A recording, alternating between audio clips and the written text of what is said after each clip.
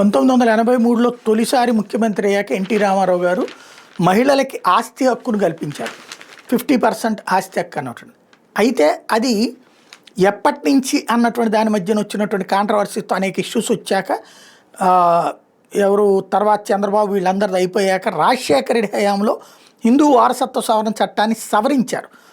అటు కేంద్రంలోనూ కాంగ్రెస్ ఉండటం, ఇక్కడ కూడా వీళ్ళు ఉన్నటువంటి సందర్భం. ఇప్పుడు ఆంధ్రప్రదేశ్లో హిందూ వారసత్వ చట్టం 2005 ప్రకారం కుమార్తె పుట్టుకతోనే కుమారుడితో సమానంగా ఆస్తి హక్కు కలిగి ఉంటుందని హైకోర్టు స్పష్టం చేసింది.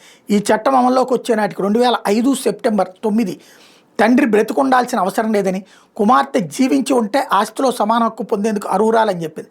1998 నాటి ఒక కేసులో తండ్రి ఆస్తిని కుమారుడికి సమాన వాటాలుగా ప్రకటిస్తూ తీర్పిచ్చింది.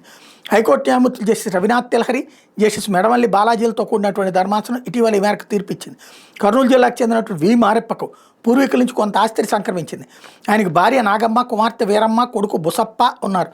కొంతకాలానికి మారెప్ప, బుసప్ప చనిపోయారు. మారెప్ప ఆస్తిలో తమకు వాటా ఇప్పించాలని నాగమ్మ, వీరమ్మ 1988లో బొసప్ప ఆయన కుమార్తెల మీద కర్నూలు కోర్టులో దావా వేశారు. ఆ కోర్టు ప్రాథమిక ఉత్తర్వులు ఇస్తూ నాగమ్మకు వాటా దక్కుతుందని పేర్కొంది. వీరమ్మకు వాటా ఇవ్వలేదు. దీంతో తల్లి కుమార్తెలు 1990లో హైకోర్టులో అప్పీల్ దాఖలు చేశారు. దీని మీద 2003లో తీర్పిచ్చిన హైకోర్టు మారెప్ప ఆస్తిలో భార్య నాగమ్మ, కుమార్తె వీరమ్మ, కుమారుడు బొసప్పలకు సమాన హక్కు ఉంటుందంటూ 3 భాగాలుగా పంచింది. ఈ అప్పీల్లో తాజాగా అనుబంధ పిటిషన్ దాఖలైన కాలక్రమంలో నాగమ్మ చనిపోయారని, ఆమె వాటాలోనూ కుమారుడు సమాన హక్కులు కలిగి ఉండాలని కోరారు.